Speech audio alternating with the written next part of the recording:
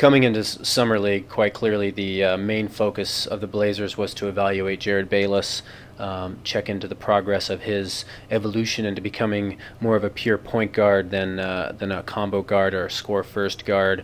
Obviously, last year he averaged nearly 30 points a game, was the MVP of the Summer League, but did not exhibit point guard skills first. We've talked about this a lot and written about this a lot over the past few weeks. And what we've seen so far through 2 games, the Blazers are 0-2, but we have seen marked improvement from Jerryd Bayless. Start off with the negatives, I guess. Look on the bad side first. He does have 12 turnovers, 6 in each game. That is alarmingly high. You kind of expect growing pains like that to occur as you are trying to kind of evolve as a player. But still 12 is alarmingly high through 2 games. That said, he's averaged 17.5 points and 4.5 assists. Assists are a little lower than I think Blazers fans would like to see. However, he had 7 in his opener, which was more than he had the entire Summer League last year. And in talking to Coach Joe Prunty, who is a Blazers assistant, and he's coaching the Blazers Summer League team, statistics are not going to tell the whole story of Jerryd Bayless's evolution this summer and the progress he makes. In talking to Joe, it's more important to him how Jerryd manages a team, how he gets it in the right spots, gets players in the right spots, gets the ball to the right people at the right times. He's more worried about game management and the decisions that Jerryd makes. He wants him to make, obviously, good decisions at the right times. And Joe seemed very pleased after today's game with the progress that Jerryd is making. Things are going pretty well with Jerryd so far, kind of what you'd expect. He had an outstanding first quarter of the first game, then struggled a little bit in the second half, kind of reverted back to the old ways where he tried to score, was very aggressive, and tried to attack the basket. That said, he did that. The Blazers were down. He was asked by Coach Prunty to do that, to try to score because they were down and they needed to make up the score. So a little bit of a pass there. I thought he played really composed. He's played a lot more composed and a lot more through the flow of the game over the first 2 games.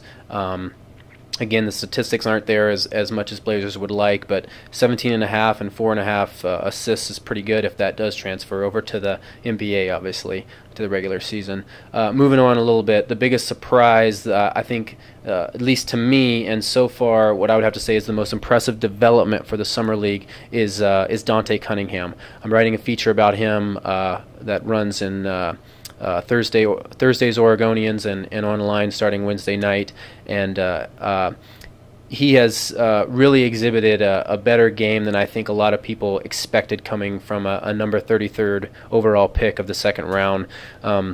He's the Blazers' leading scorer through the first 2 games, averaging 21.5 points a game. He's averaging 7 rebounds.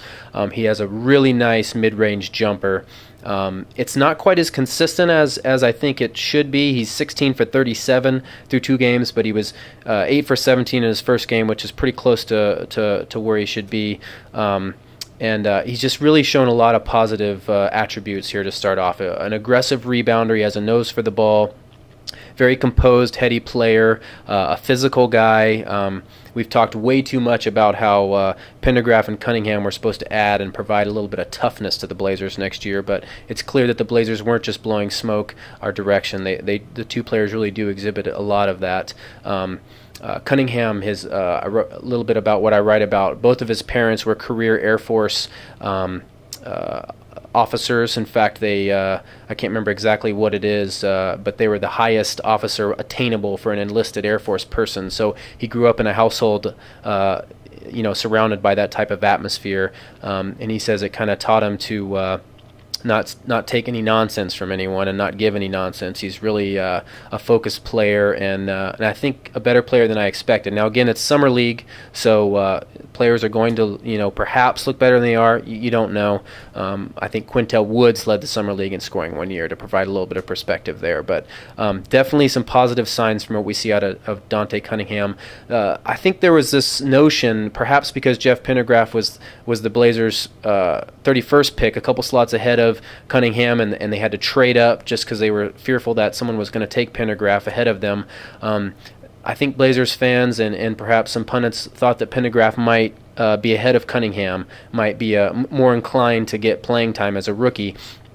I tend to go the other way. I think Cunningham might be more likely to see action as a rookie if either of these two players do. Neither of them have guaranteed contracts yet, although sources tell me that strong indications are they will receive guarantees by the time season rolls around.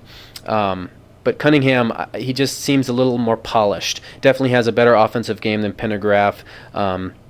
And I think he has a little bit more potential there in that he can play a 3 and a 4. He's a little more versatile there than Pendergraph is. Moving on to Pendergraph, he also has displayed a nice game for what he has. He's not going to wow you offensively. He tends to get most of his points on rebounds and powerful dunks, which he had a lot of in the first game. Although I was impressed today, he hit a couple of mid-range baseline jumpers, one that was pretty close to college three-point range today. Had a nice kind of feel around the basket within free throw line in. So he was a little better shooter today than I expected him to be, certainly coming off that first game. He's made 10 of 15 shots, averaging 11.5 points and 7 rebounds through 2 games. I think, again, it's a positive for the Blazers. It's kind of become cliche, but he definitely is a tough, gritty player. He likes to mix it up. He got involved with in a rebound today with someone on the Rockets, and they were whistled for a technical because they grew so frustrated with him. And he's just really active and a banger like that. So that's kind of an area that the Blazers, I've written about this in the offseason. It's been talked about ad nauseum, but that is an area they want to address, and that's an area that I think they did address with Pendergraph. Assuming they do sign him, and at the very least in practice and stuff like that. It's way too early to tell whether or not these two guys will compete for playing time. It's very, at this point, I would call it unlikely that either of them would. It depends on what kind of moves the Blazers still make here in the offseason as they pursue trades and what happens with Millsap and that kind of stuff. But I expect these guys at least to mix it up in practice and kind of get a chance every now and then, I guess, to get some playing time. But both of them are kind of, this is they feel like they're fighting for their NBA lives right now. Both feel like they have an opportunity, so they're just competing and trying to make that roster. And they both said, if my role is to play 2 minutes a game, I'll do that. In talking with Dante today, he said, if I have to come in, play 2 minutes to spell someone, I'll do that. If I have to come in and give someone a hard foul, I'll do that. I'll do whatever I have to, whatever role they're asking of me. So way too early to pass any judgment on where any of these three guys are. I've probably said that way too much, but I can't emphasize that enough. But so far, you have to feel positive about the developments, and it should be an interesting 3 games here to go.